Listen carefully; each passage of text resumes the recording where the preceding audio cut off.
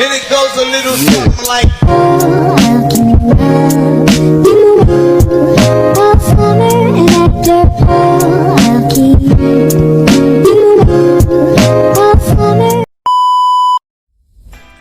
Hi children, my name is Teacher Abby, and today we are going to read a story. And the story that we were going to read is A Little Princess. Now what can you see in the picture? Yes, there is a little girl. Who do you think this is? Is she the little princess? Well, let's find out.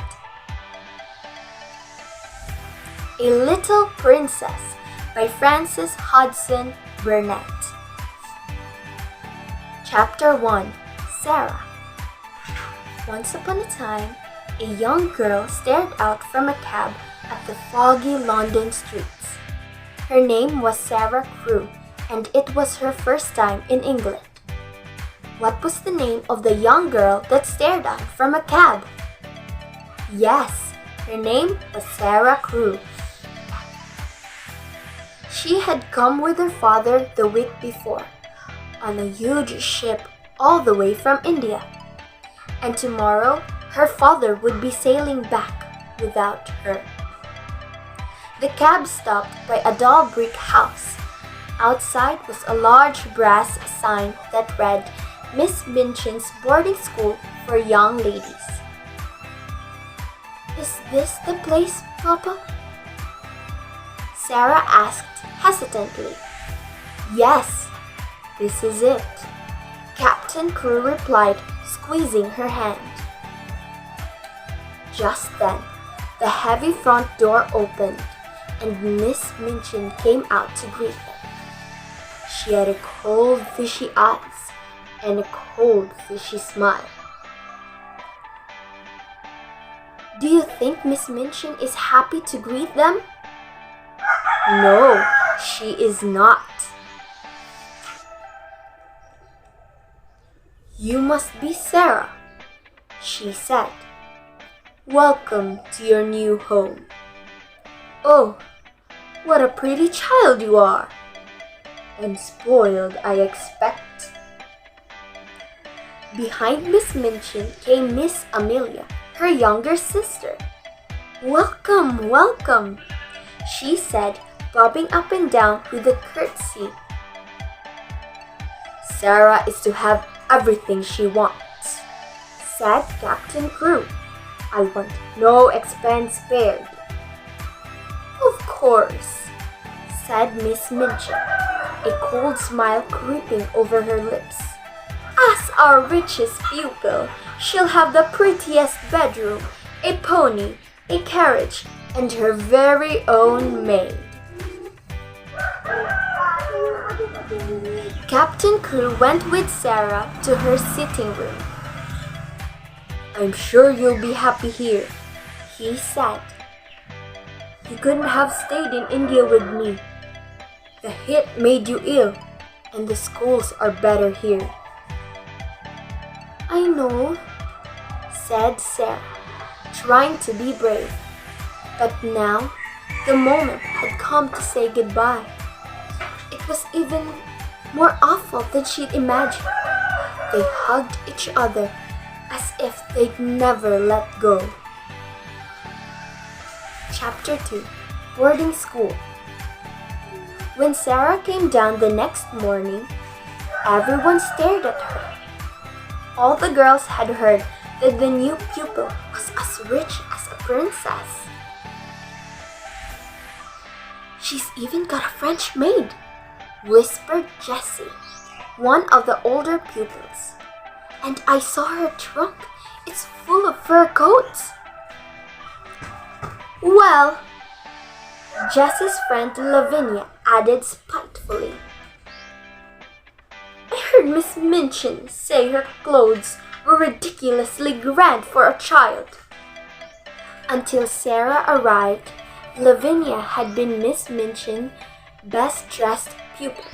Now Sarah would take her place. You go up the front, Sarah.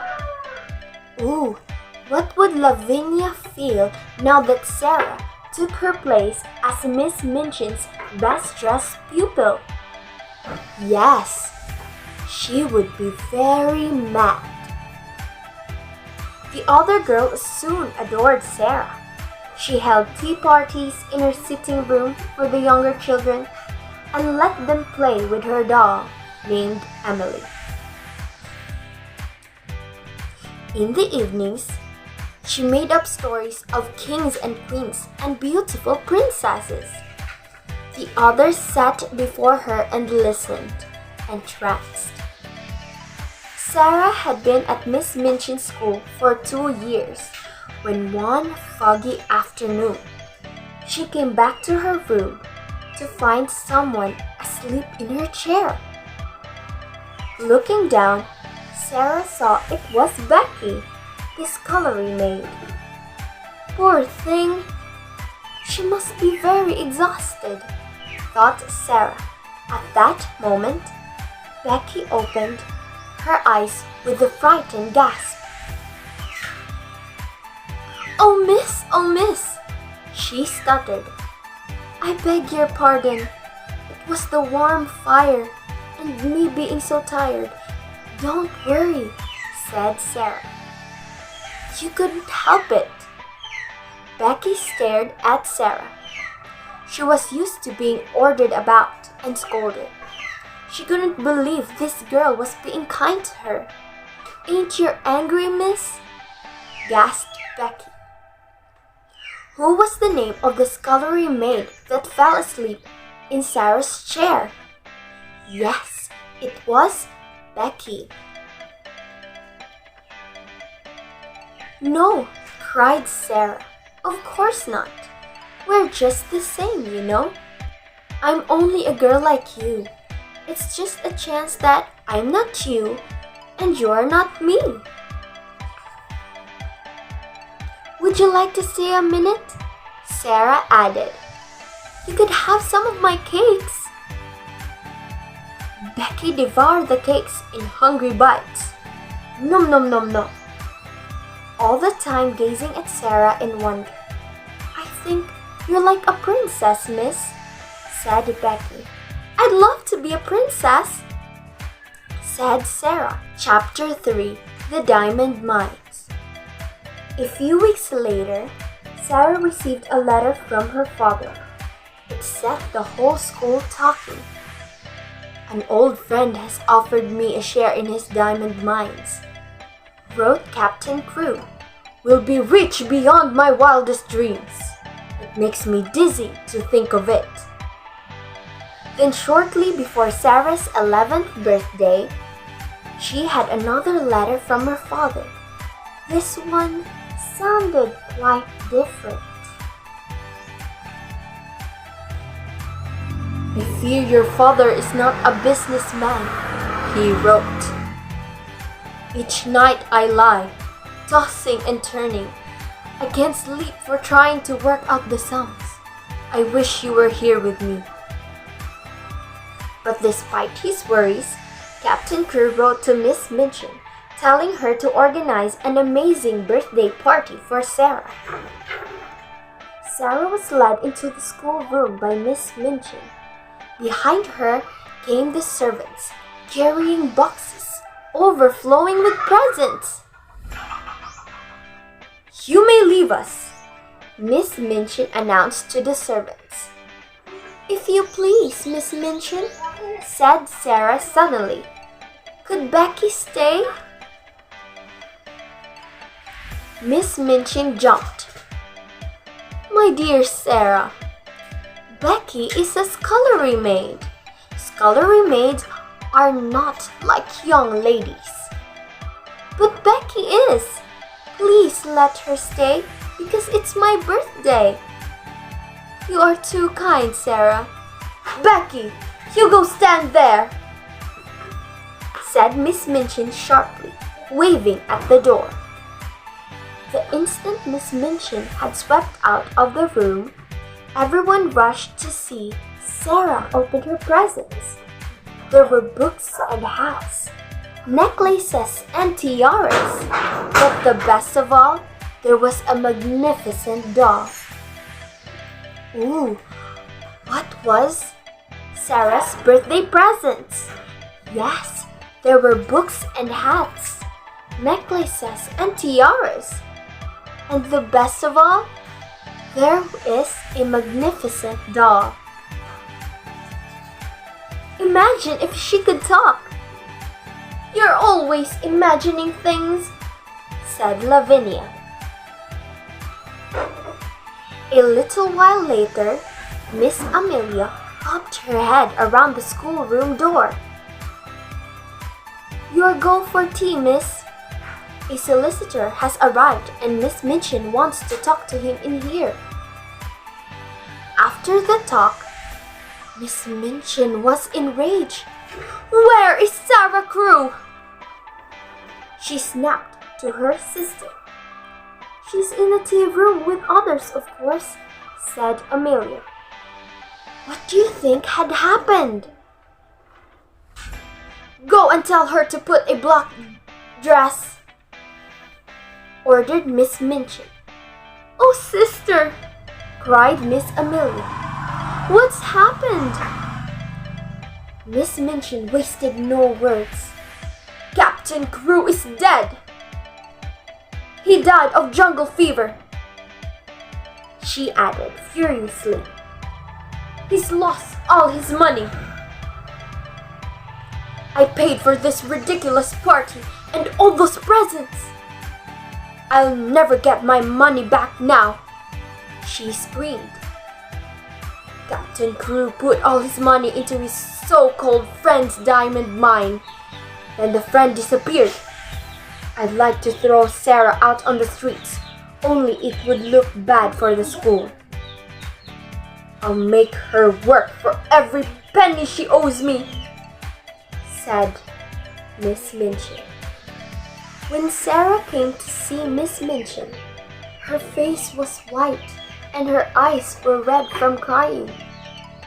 She held her doll tightly in her arms. What do you think Sarah felt after she heard the news? Yes, she is very sad because her father died. Put down your doll, ordered Miss Minchin. No, Sarah answered. I won't. My father wanted me to have her. She's all I have left of him. Everything is different now, said Miss Minchin, growing angry. You are a beggar, do you understand? You have no relations, no home, and no one to take care of you. Sarah's thin, pale face twitched, but she said nothing. Don't stare at me like that, Miss Minchin snapped.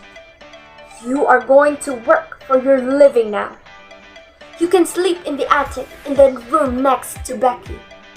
And thank me, girl, said Miss Minchin. Why should I thank you? For being kind to you and giving you a home?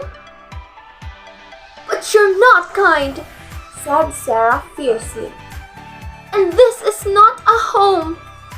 She turned and ran out of the room before Miss Minchin could see her cry. Chapter 4. In the Attic. That first night in the attic, Sarah lay awake in the dark. She could hear rats scuffling in the walls. My father is dead, she sobbed. I'll never see him again. Everything in Sarah's life changed at once. When she came down the next morning, Lavinia had taken her place next to Miss Minchin. You're late, Sarah, said Miss Minchin coldly. Don't let it happen again. Begin your new duties by looking after the little ones. Every day, Sarah was sent on an errand after errand. She was expected to go out in all weathers and to dust and to scrub the rooms. At the end of each busy day, Miss Minchin sent her to the schoolroom to study, so she would learn enough to teach the younger pupils. Over time, Sarah's frocks grew shorter and shabbier, and she became thin and pale. The other pupils stopped talking to her. "To think she was the girl with the diamond mines," scoffed Lavinia. "Now she's nothing." "I won't cry," thought Sarah, biting hard on her lip. "I won't." Her only friend was Becky. They had a little chance to talk during the day, but each night, Becky crept into Sarah's room. "Let's pretend this room is covered in thick, soft rugs and fire," said Sarah. "And over the corner, there is a little sofa with cushions you can curl up on. And a blazing fire." "Ooh!" said Becky, stretching out her arms. I can almost feel it, miss." But once Becky had left, Sarah's vision faded from her mind, and the attic was as cold as bare as before. Sometimes, Sarah thought, it feels like the loneliest place in the world. What does Sarah feel? Yes, she felt lonely. Chapter 5: The Magic. One morning, on her way back from a butcher's, Sarah saw that a van full of furniture had stopped outside the empty house next door. "Someone must be moving in," thought Sarah.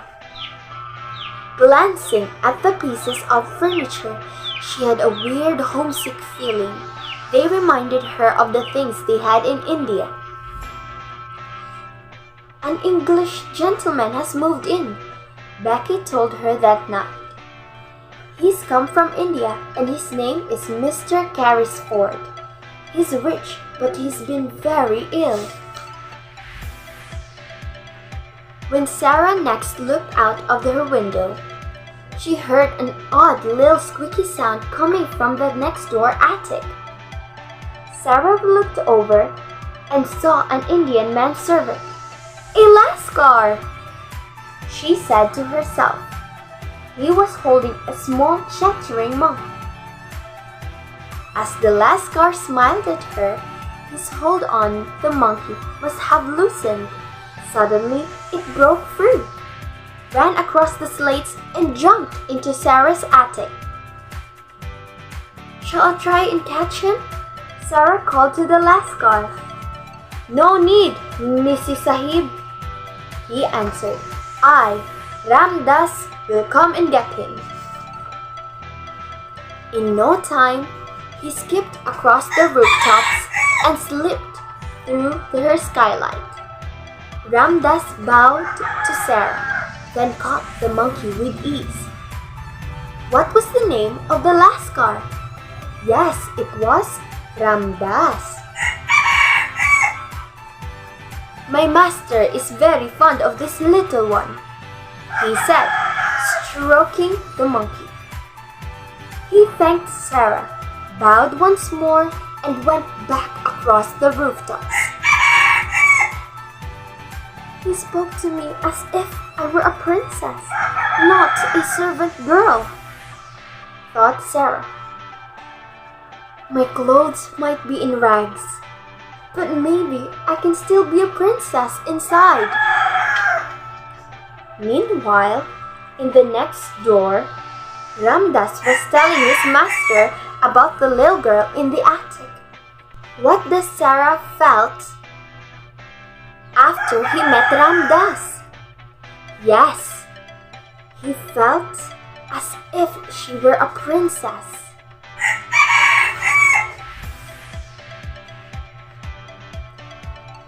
"Poor thing," said Mr. Carrisford. He looked up at his friend.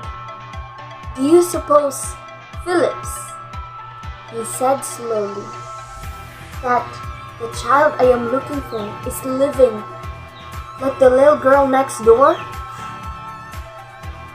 "No," said Mr. Phillips soothingly. "I am sure the little girl you are looking for is the one in Paris, and she seems to be in good hands." "I can't be sure," Mr. Carrisford replied. "After all, his name is different. They pronounce it Carew instead of Crew." "But the circumstances are so similar," said Mr. Phillips. "An English officer places his motherless little girl in a school, then dies suddenly after losing a fortune." "Who is Mr. Crew, and why is he looking for Sarah Crew?" That makes me wonder. What do you think will happen next? Let's find out. "You are sure the child was left in Paris?" Mr. Phillips went on. "I am sure of nothing," said Mr. Carrisford. "When I met Ralph Crew in India, all we spoke were of the diamond mines. I must find his daughter. If she is penniless, it's my fault. Crew died thinking I was a villain. If only I hadn't been sick, I could have told him we hadn't lost the money." "Oh my, what a shocking revelation!" Mr. Carrisford was Ralph Crew, or Captain Crew's friend, also his diamond mines partner.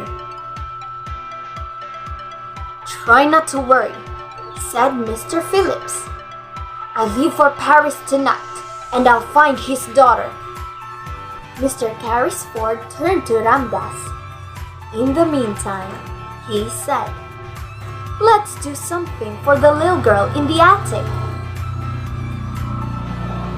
That night, Ramdas slipped silently into Sarah's attic as she slept. He padded noiselessly across the room, weaving his magic. Sarah stared as her skylight clicked shut. "How strange," she thought. "My room is so warm, and I can actually feel blankets. I must be dreaming. I don't want to open my eyes," she thought, "or this dream will be fate." But it felt so real. She couldn't resist opening them, and the dream didn't melt away.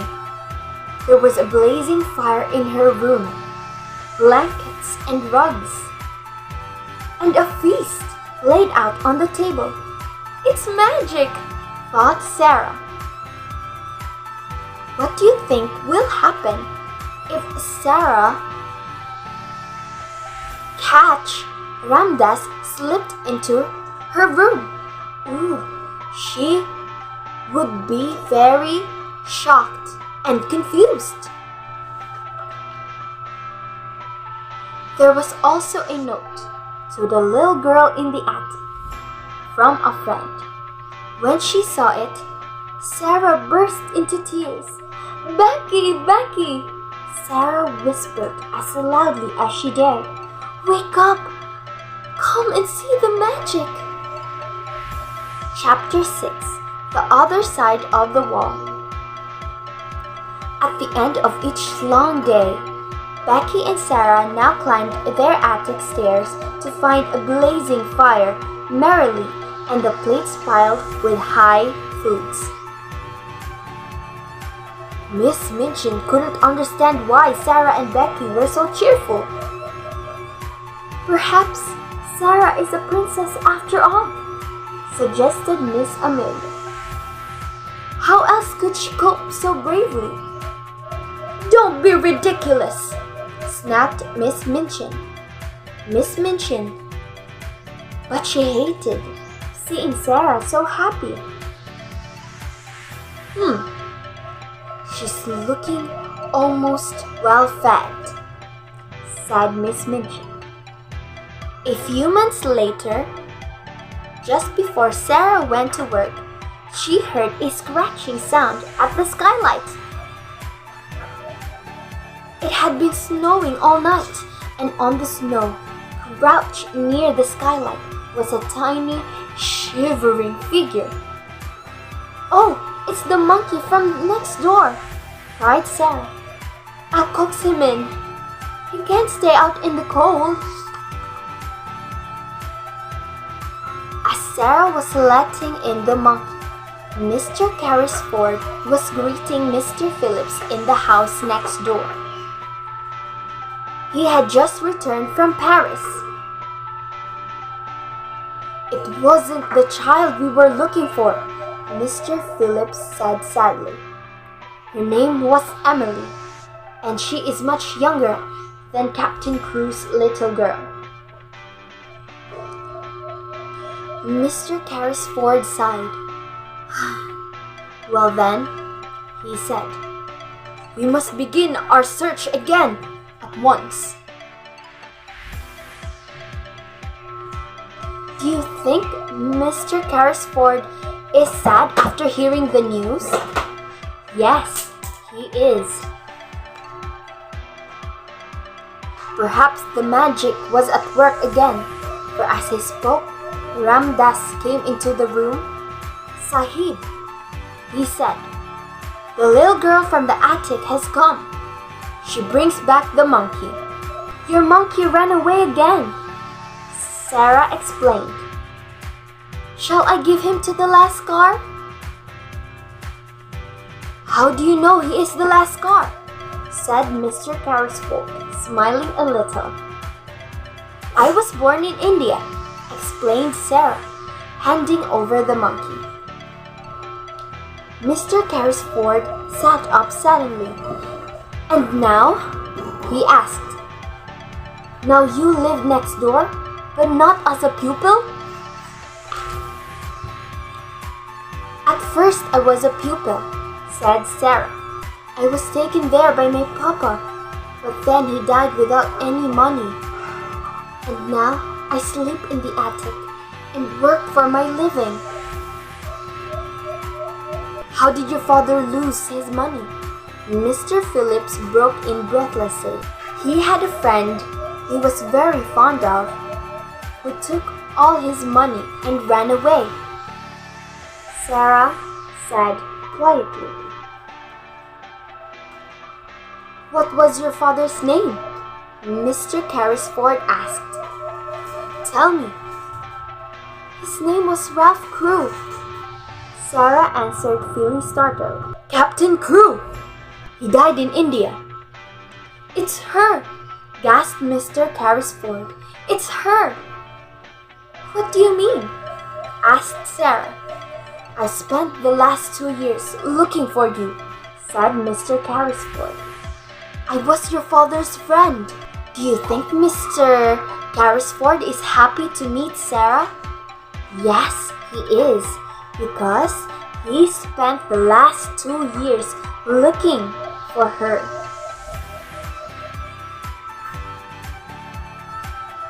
"I didn't really lose his money," he went on.